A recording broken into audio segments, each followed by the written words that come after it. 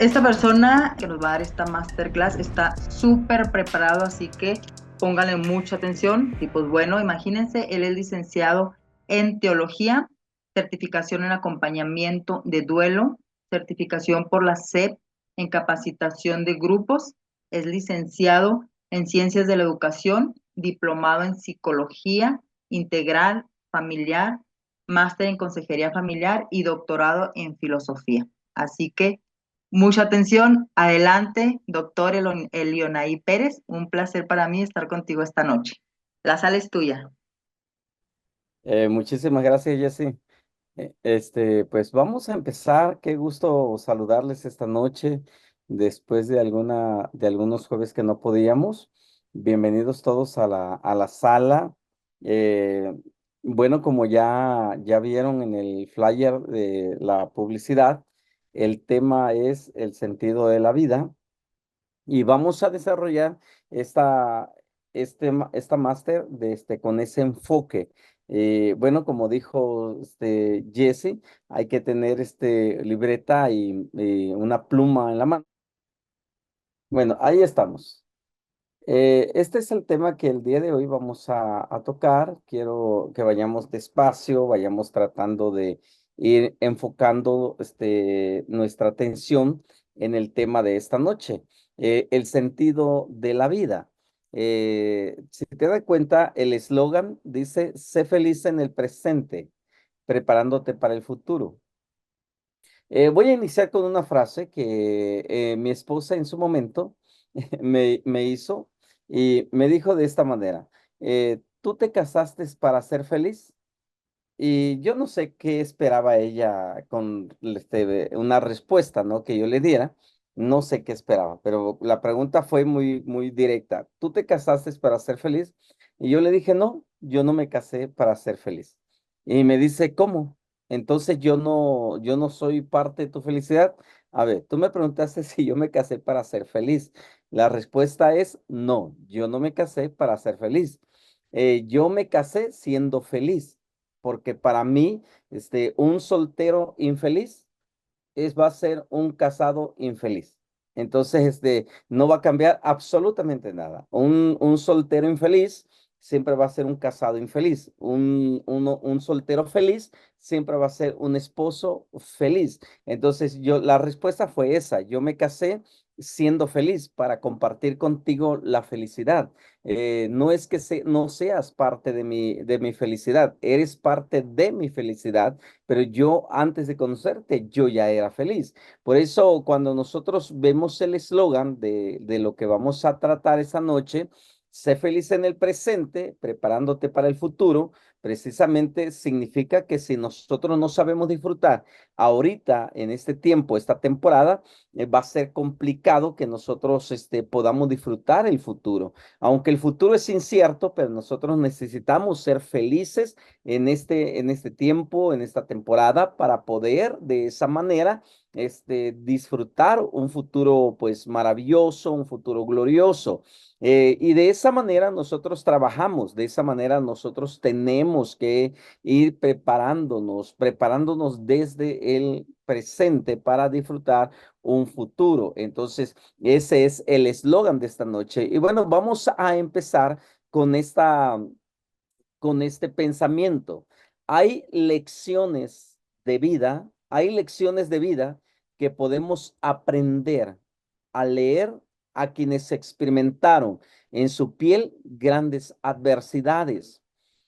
Hay muy buena literatura que nos han dejado como legado, pero a mí me gustan los libros de experiencia de hombres, de mujeres que vivieron una situación difícil, pasaron circunstancias difíciles y que llegaron a ser libres por la forma en cómo ellos manejaron su presente. Y bueno, cuando yo leo esos libros que son como legados, que me encanta esos legados, y yo digo, ¿cómo le hizo? Por ejemplo, he leído libros del holocausto nazi Y me he preguntado, bueno, ¿cómo le hicieron esos hombres para sobrevivir un holocausto? Por ejemplo, hay un famoso escritor llamado Víctor Frank, que es el fundador de lo que es la logoterapia.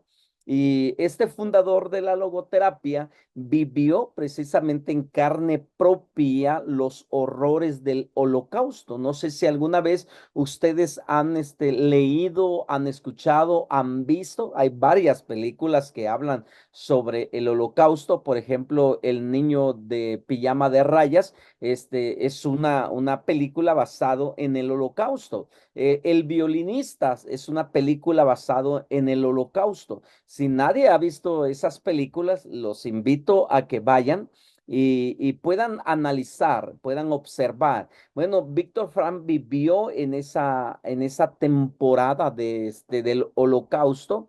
Él fue prisionero en varios campos de concentración nazi.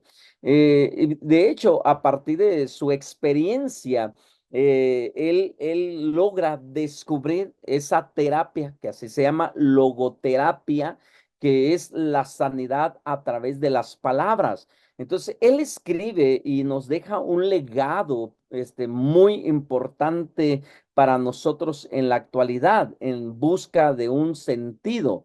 Por eso comienzo, ¿no? Con esta frase, que hay lecciones de vida que podemos aprender a leer a quienes experimentaron en su piel grandes adversidades. Mencióname a 5 personas que tú hayas leído en un libro que presentaron adversidades y que pudieron superarse, que pudieron recuperarse, que pudieron ellos salir adelante y que después ellos dejaron un legado para su siguiente generación. ¿Cuántos escritores, cuántas personas conocemos de esa forma, de esa manera? Bueno, hay muchísimos. Y si alguien dice, no, pues yo conozco la Biblia y ahí en la Biblia hay varios personajes que a mí me encantan. También yo he leído la Biblia y me encanta también varios personajes que vivieron una situación difícil. Por ejemplo, el fundador o el padre de la nación de Israel, que es Abraham, que vivió situaciones muy complicadas y difíciles juntamente con su esposa. Y cuando lo vemos alcanzar sus sueños, alcanzar sus metas, y yo leo su vida, su testimonio, su ejemplo, el modelo que ellos siguieron, yo digo, wow, vale la pena leer. No desperdicio mi tiempo viendo o leyendo literatura que no me va a edificar. Por eso, para que yo pueda ser feliz en el presente, ¿qué es lo que está penetrándome a través de los ojos? ¿Qué es lo que yo estoy permitiendo pensar? Por ejemplo, ahorita estoy leyendo este libro, Lo que los exitosos piensan. Y es un libro muy pequeñito, pero está muy bueno. Yo lo leo y me ha dejado muchas impresiones y digo, wow, qué hermoso es leer una literatura que enriquece no solamente el conocimiento, sino también tu espíritu, también tu alma. Y bueno, el alma, el espíritu se alimenta de lo que nosotros leemos, por eso lo vuelvo a mencionar. ¿Cuánto de nuestro tiempo nosotros invertimos para una buena lectura? Hace unos cuantos meses atrás leí este libro, Tú, tu hijo y la escuela.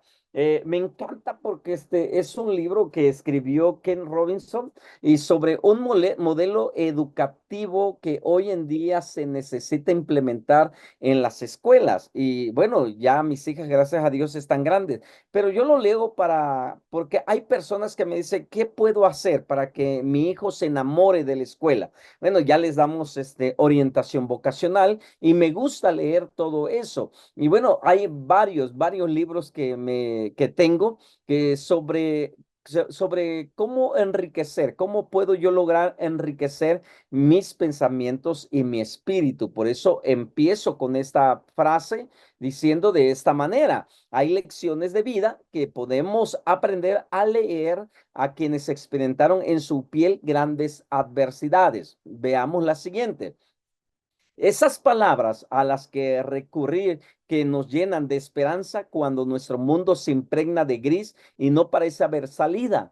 Lo que yo vivo día a día, es problemas tal vez de enfermedad, situaciones financieras, problemas en la familia, problemas en el trabajo, etcétera, etcétera, ¿no? Son cosas que nosotros vivimos y hay gente que expresa, es que lo que yo estoy viviendo, nadie lo ha experimentado. Pues déjame decirte que lo que tú estás viviendo en el pasado hay gente que ya lo vivió y hay gente que ha dejado, por ejemplo, sus historias de vida, dejan ese testimonio de cómo ellos lograron vencer el cáncer, cómo lograron vencer la diabetes, cómo lograron vencer la parálisis, cómo lograron vencer el Alzheimer, cómo lograron vencer situaciones difíciles que una persona dice, pero ¿cómo lo hicieron?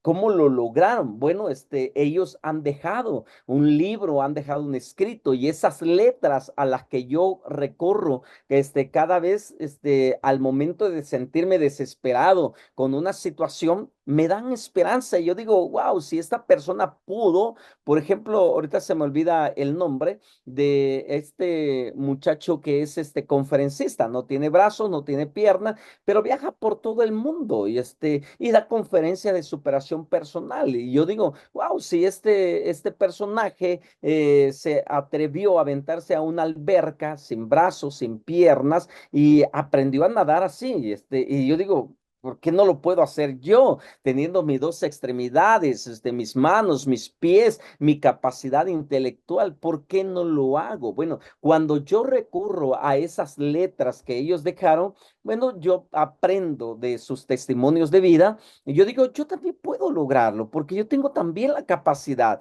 Ellos han desarrollado habilidades. Conocí hace muchos años a un músico increíble. Él tocaba la guitarra y era un diestro para la guitarra. Es más, hacía cantar la guitarra con un requinteo maravilloso. Pero cuando yo me acerqué a saludarlo, porque quería conocerlo, la sorpresa era ciego.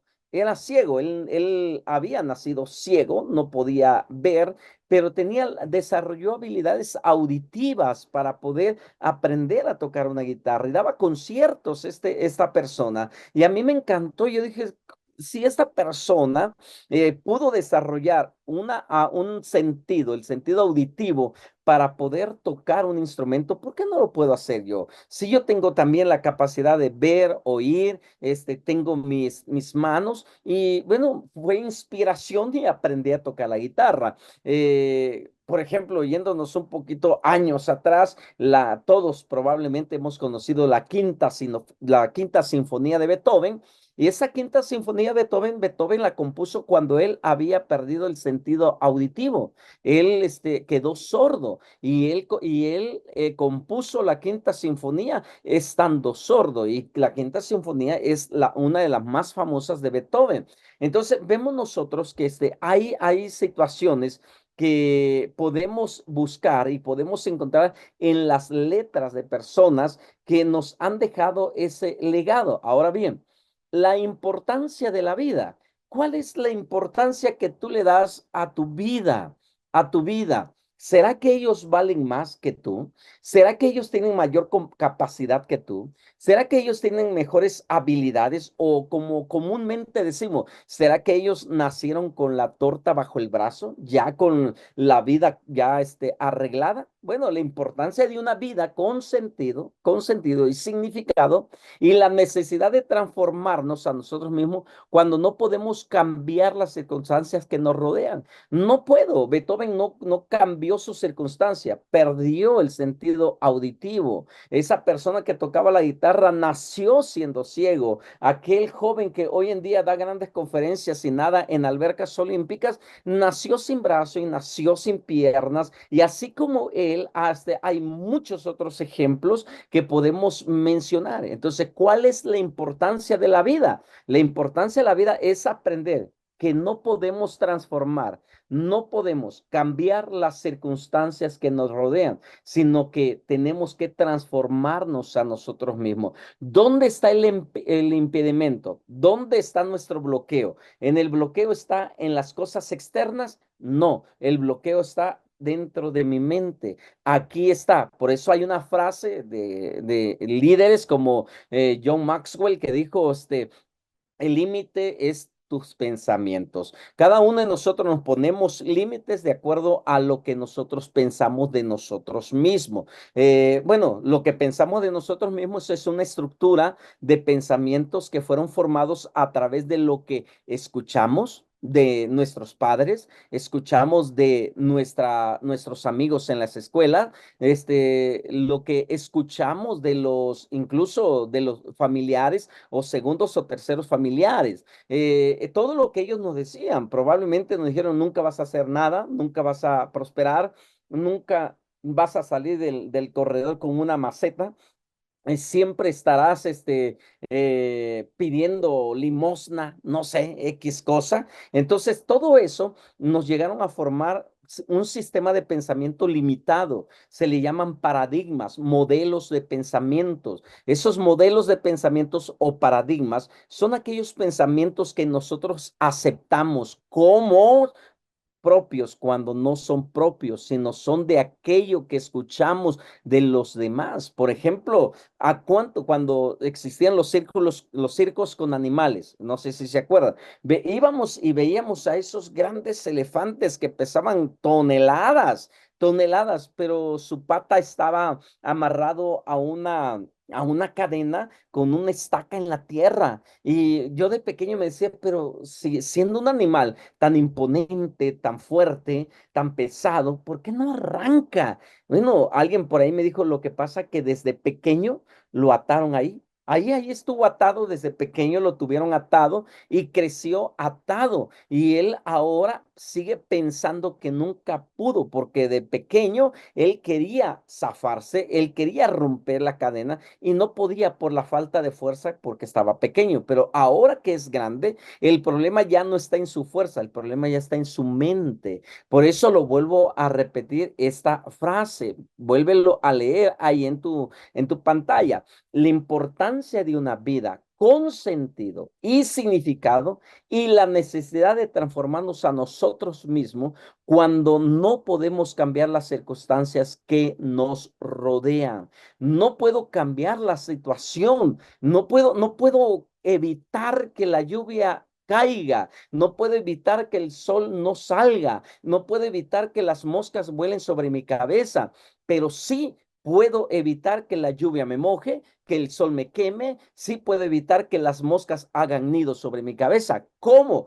Pues con un paraguas, una sombrilla, yo puedo evitar que yo me moje, un impermeable, yo puedo evitar que yo me moje, no puedo evitar que no llueva, va a llover, hay temporadas de lluvia, pero yo voy a prever y voy a prevenir para no ser afectado por el temporal. Y bueno, de esa manera hay situaciones en la vida que no puedo, no tengo el poder o el control sobre ellas, pero yo tengo que ser transformado de acuerdo a la situación que yo estoy viviendo. No puedo cambiar las circunstancias, pero sí puedo utilizar las circunstancias a mi favor. Entonces, cuando yo logro utilizar esas circunstancias a mi favor, yo estoy aprendiendo a crecer, estoy aprendiendo a madurar.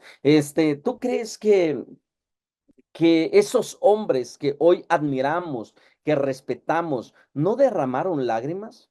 ¿Tú crees que ellos nunca derramaron una lágrima? Tal vez como hombres nos enseñaron, no, los hombres no deben de llorar, pero esa es un pensamiento machista, es un pensamiento falso, eso no es cierto, los hombres sí podemos llorar, claro, entonces, ¿cómo manifestamos nuestras emociones? ¿Cómo manifestamos todo lo que nosotros somos? ¿Por qué? Y ahora bien, el coraje de las lágrimas. Hay un tema importante sobre esto, el coraje de las lágrimas. No hay que avergonzarse de nuestras lágrimas. Las lágrimas son el testimonio de que un hombre tuvo coraje, tuvo el valor de sufrir, tuvo el valor de sufrir. Te he contado el testimonio de esta amiga que vive en Michoacán, ahí en Uruapan. Ella perdió a su hermano, perdió a su hijo, perdió a su madre y ella agarró, lloraba, lloraba, lloraba y ella agarró el coraje de las lágrimas para formar una asociación civil y ella ha ayudado a muchísima gente en Uruapan de una manera en la que nadie se atrevió a hacerlo. Por ejemplo, el tema del duelo, el tema de la muerte, era muy difícil tocarlo. Y cuando ella lo vivió en carne propia, ella dijo, yo tengo que ayudar a la gente, yo tengo que ayudar a las familias, porque en Michoacán, en un tiempo y hasta el día de hoy sigue todavía, pero decía ella, yo tengo que ayudar a las familias por la pérdida de un familiar por secuestro y por asesinato. Los tengo. Ella se fue a Colombia, se preparó, comenzó a estudiar una maestría, comenzó a estudiar perdón, una licenciatura, comenzó a estudiar una maestría, ahorita está por el doctorado. ¿Y sabes cuál fue mi sorpresa hace unos días atrás cuando fueron las elecciones? Me dice, ¿sabes qué, amigo? Me dice, me eligieron dentro de un grupo de partidos, me eligieron para que yo sea la presidenta municipal de Uruapan.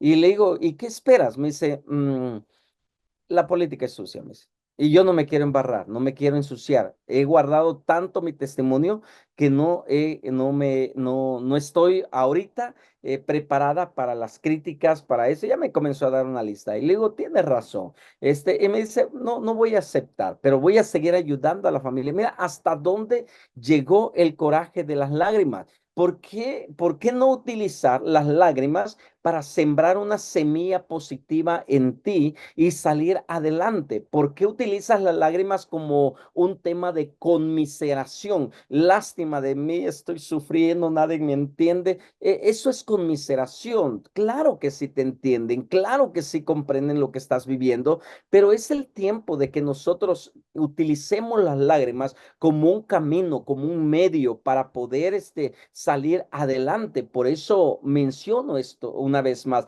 No hay que avergonzarse de las lágrimas. Las lágrimas son el testimonio de que un hombre, una mujer, tuvo el coraje, tuvo el valor de sufrir y salió adelante. Entonces, nosotros tenemos que aprender de ese legado que nos han dejado. ¿Cuál es la búsqueda?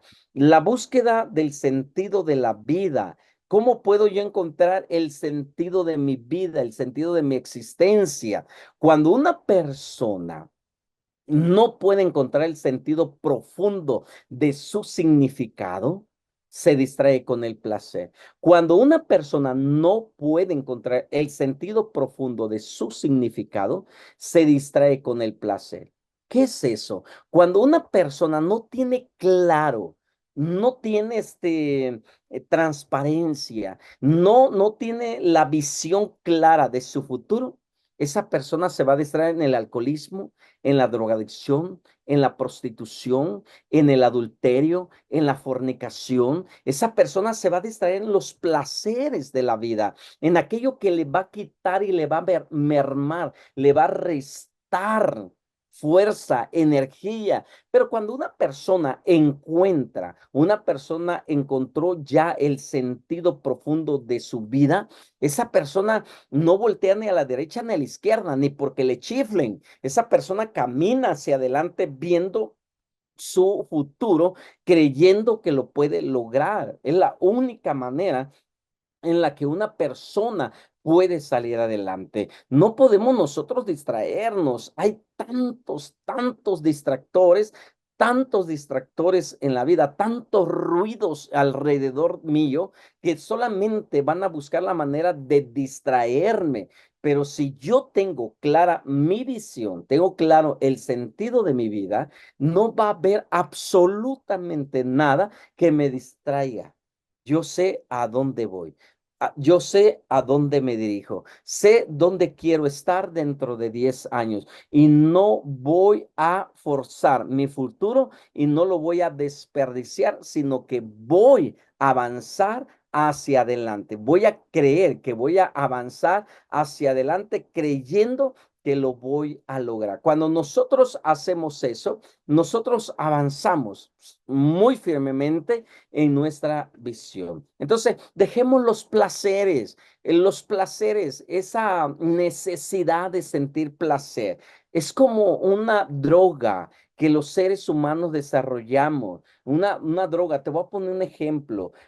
Por ejemplo, ¿qué se despierta en nuestro cerebro cuando tú pruebas una hamburguesa, un hot dog, una Coca-Cola, cuando tú pruebas la harina, los carbohidratos? ¿Qué se produce en tu cerebro?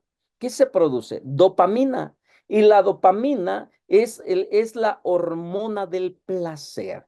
Muchos lo traducen como la hormona de la felicidad, pero no es la hormona de la felicidad. La hormona de la felicidad se llama serotonina. La serotonina es cuando alguien te toca y te sientes feliz. Cuando a alguien lo abrazas y te sientes feliz y tu tanque emocional se llena, tu tanque de vida se llena y tú dices, esto me llena. Cuando sientes el abrazo de tus hijos, cuando sientes el abrazo de tu cónyuge, tú dices, esto me satisface. Yo no necesito dopamina, necesito serotonina y eso es lo único que me va a dar o llenar mi tanque de felicidad y no me voy a distraer en placeres de este mundo, porque el placer se disipa, el placer acaba, pero cuando nosotros desarrollamos el sentido de la vida, no nos distraemos con placeres. Una vez que nosotros eh, le damos un significado a nuestra vida, una vez que le damos un significado a nuestra vida,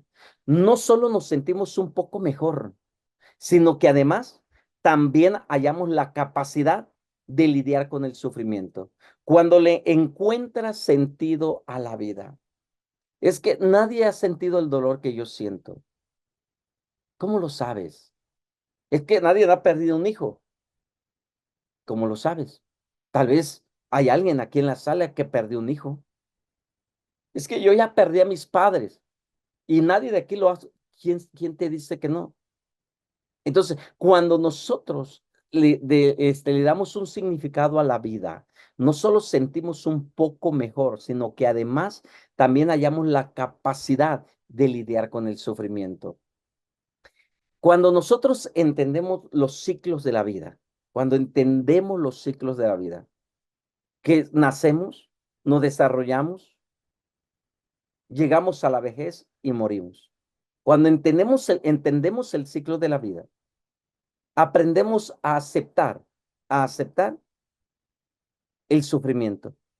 No puedo cambiar, es que, ¿qué hubiese dado? ¿Te acuerdas de los 5 puntos que dimos cuando estábamos tratando acerca de los ciclos del duelo, los pasos del duelo? Bueno, cuando nosotros no somos capaces de aceptar que no somos eternos, no aceptamos el sufrimiento, pero cuando nosotros aprendemos que no somos eternos y que va a llegar nuestra fecha de caducidad, aceptamos como parte de la vida nuestro sufrimiento. Entonces, y cuando nosotros aceptamos como parte de nuestra vida el sufrimiento, ¿por qué? ¿Por qué por qué estoy en esta situación? Ya no preguntes por qué, ya no preguntes por qué, porque si tú preguntas el por qué, vamos a descubrir una cola tan larga que te lo van a pisar. Ya no preguntes el por qué, pregunta ¿para qué? ¿Para qué estoy aquí? ¿Para qué estoy en una silla de ruedas? ¿Para qué estoy en una cama postrado? ¿Para qué estoy en un hospital? ¿Para qué estoy en esta situación con mi familia? ¿Para qué? Encuentra el para qué, no el por qué, porque en el por qué te vas a frustrar y vas a decir, ¿por qué estoy aquí? Por mis malas decisiones. Y eso te va a traer amargura, amargura. Pero cuando tú descubres el ¿para qué estoy aquí? Para ser testimonio vivo, para ser testimonio de las malas decisiones que yo tomé en mi juventud. Estoy en esta situación por mis malas decisiones en mi alimentación, al momento de tomar, al momento de drogarme, al momento de pelear con mi familia. Estoy ahora solo.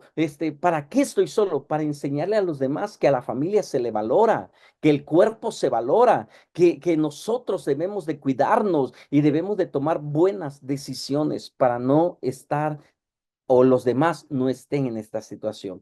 Por eso estamos así, no el por qué o el por qué estoy así, no, el para qué estoy así, el para qué, porque tú puedes ser un testimonio vivo para la generación que viene empujándonos, la generación que viene detrás de nosotros. Aprendan, aprendan. Yo, por ejemplo, yo le digo a mis hijas, aprende.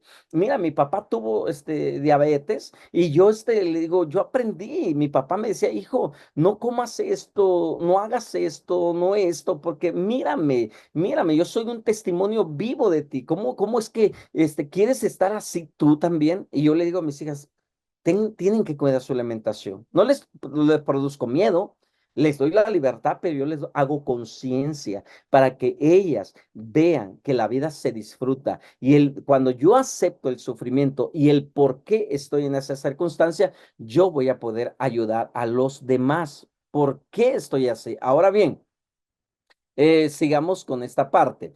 Encontrando el significado de mi vida, encontrando, encontrado el significado de mi vida, ayudando a los demás a encontrar en sus vidas un significado. Cuando yo encuentro el por qué estoy así, voy a ayudarle a otros a decirle, ¿por qué estás así? El para qué estás así, no el por qué, porque el por qué ellos ya lo saben. El por qué están así, ya no necesitan que nadie le diga por qué están así. Ya no. Ahora tienen que enseñarle el para qué estás así. Ya no el por qué, sino el para qué estás así. Cuando descubro eso, yo ayudo a los demás a descubrir el para qué están así.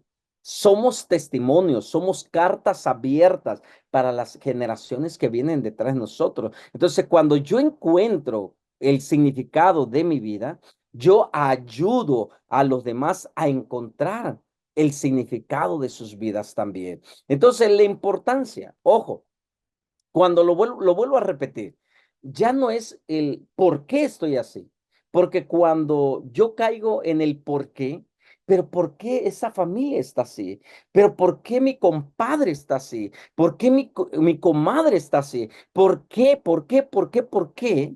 Caemos en el juicio. Entonces, la importancia de no juzgar, la importancia de no, ¿qué? De no juzgar, la importancia de no juzgar. Ningún hombre debería juzgar a menos que se pregunte con absoluta honestidad si en una situación similar podría no haber hecho él lo mismo. ¿Por qué hizo mi compadre esto? Mejor pregúntate, ¿haría yo lo mismo que mi compadre? Tal vez mi compadre lo hizo porque quiso ayudar a su hijo, porque tal vez mi comadre lo hizo por querer ayudar a su familia. Y la pregunta no es el por qué, sino aquí, no caigamos en el juicio, sino aquí es, ¿haría yo lo mismo? ¿Haría yo lo mismo con mi familia? ¿Haría yo lo mismo por mis hijos? ¿Haría yo lo mismo por mi matrimonio? ¿Haría yo lo mismo por ellos? ¿Haría yo lo mismo? ¿Tú qué piensas? ¿Lo harías? Tal vez sí, o tal vez alguien diga, no, yo no lo haría. Bueno, ya ahí queda, el juicio ya quedaría de acuerdo a cada uno de ustedes. Por eso lo vuelvo a repetir, ningún hombre debería juzgar, a menos que se pregunte con absoluta honestidad si en una situación similar podría no haber hecho lo mismo, no haber hecho lo mismo. ¿Por qué lo hiciste? ¿Por qué lo hiciste?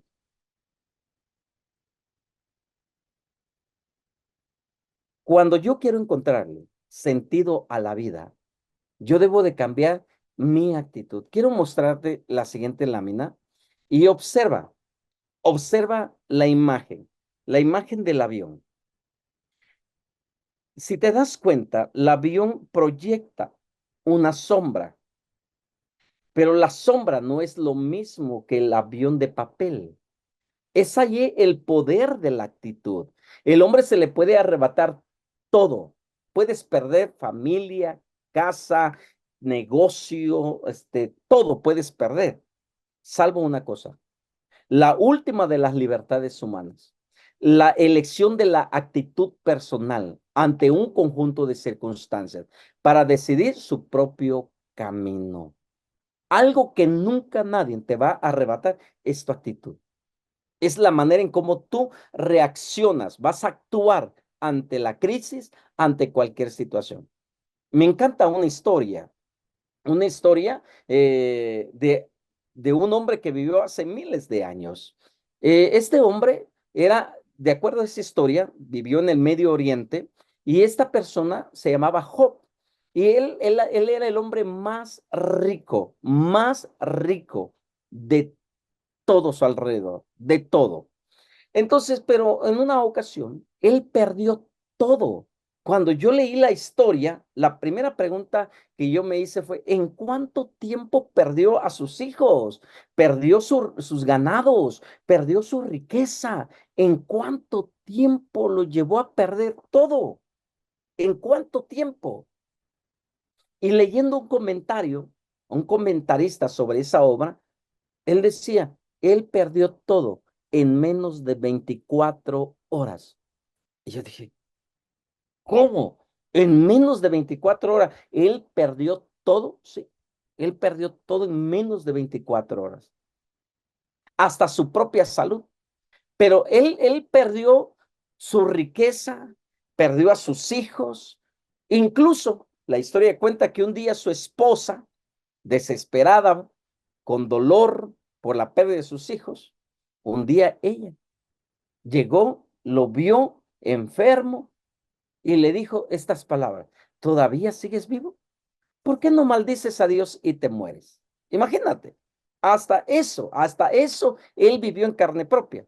Pero me gusta la frase, esa frase famosa que él dijo, la actitud, recuerda la actitud en medio de cualquier circunstancia. Él dijo, desnudo salí del vientre de mi madre y desnudo volveré ahí. Él dio, él quitó. Él sabe por qué lo hizo. Imagínate la reacción, cómo reaccionamos nosotros. Pero ¿por qué no me llevaste a mí? Yo debería haber muerto en su lugar. Son reacciones que nos hacen recapacitar, pensar. ¿Cómo reacciona? ¿Alguien te hizo fraude? ¿Cuál es tu reacción? ¿Perdiste 500 pesos en el súper? ¿Cuál es tu reacción? ¿Cómo reaccionamos? Cuando yo pierdo, porque se me ha tocado, de repente meto el celular en mi bolsa, en mi pantalón, y me olvido que ahí traía un billete, y de repente son 50, 100 pesos, 200, y de repente digo, ¿y dónde está? Ya lo perdí. Bueno, lo único que digo, bueno, número uno, fue mi descuido. Yo debería haber tenido más prudencia en eso. Número dos, yo lo que digo es lo siguiente. A alguien lo necesitaba más que yo. Espero que le sirva. Gracias. Y se acabó. Y sigo. No me quedo con el remordimiento. ¿Por qué? ¿Por qué? ¿Por qué? ¿Por qué? No, sino aprende que la última de las libertades humanas, la elección de la actitud personal ante un conjunto de circunstancias para decidir tu propio camino. Tú decides cómo terminar la vida. Tú decides cómo avanzar en la vida. Tú lo decides. El amor es la sanidad del alma. El amor es la sanidad del alma. Escucha bien, el amor es la única forma de captar a otro ser humano en el núcleo más íntimo de su personalidad. Nadie puede tomar conciencia de la esencia misma de otro ser humano a menos que lo ame. Gracias a su amor puede ver los rasgos y características esenciales del otro, ¿sí? Por eso cuando alguien me invita a un funeral y no lo conozco, yo no puedo decirle, yo no puedo llegar a decirle a esa persona, siento tu dolor, siento lo que tú estás viviendo, porque no. Yo lo que llego a decir a una persona y lo abrazo y le digo, comprendo, lo que tú estás viviendo. Comprendo, no siento, porque yo no estoy en sus guaraches, no estoy en sus zapatos. Yo no puedo sentir lo que él está sintiendo o ella está sintiendo. Yo no lo puedo sentir, pero puedo comprender.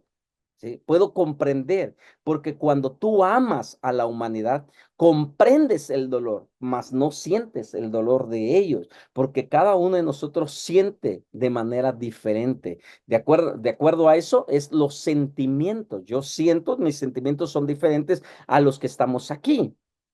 Entonces, pero sin embargo, yo puedo comprender a cada uno de ustedes de acuerdo a la situación que están viviendo. Ahora bien, nuestra mayor libertad que nosotros podemos llegar a expresar para tener un sentido de la vida, nuestra mayor libertad humana es que a pesar de nuestra situación física en la vida, siempre estamos libres de escoger nuestros pensamientos. Una vez más, siempre estamos libres de escoger nuestros pensamientos. Deja de escuchar ruidos a tu alrededor. Deja de escuchar comentarios negativos a tu alrededor. Es que él tuvo la culpa. Nadie tuvo la culpa. Es que él me hizo enojar. No, nadie te hizo enojar. Tú decides enojarte. Tú decides reaccionar de esa manera. Tú decides pensar de esa manera. Tú lo decides. No es porque ellos te orillaron a hacerlo. No. Tú decides cómo reaccionar. Tú decides cómo pensar de aquí en adelante. Dale sentido a tu vida. No te dejes guiar por la mercadotecnia. No te dejes guiar por lo que veas en las redes sociales. No te dejes guiar por los ruidos y las imágenes a tu alrededor. Sé consciente. Fabrica tus propios pensamientos y esos pensamientos que sean el motor, la fuerza, la pasión, la motivación para que tú puedas tener sentido a tu vida o darle sentido a tu vida. Así que de mi parte, pues sería todo. Muchísimas gracias, creando certeza. Gracias por conectarte, gracias por estar aquí. Jesse, gracias. Y gracias a todos ustedes.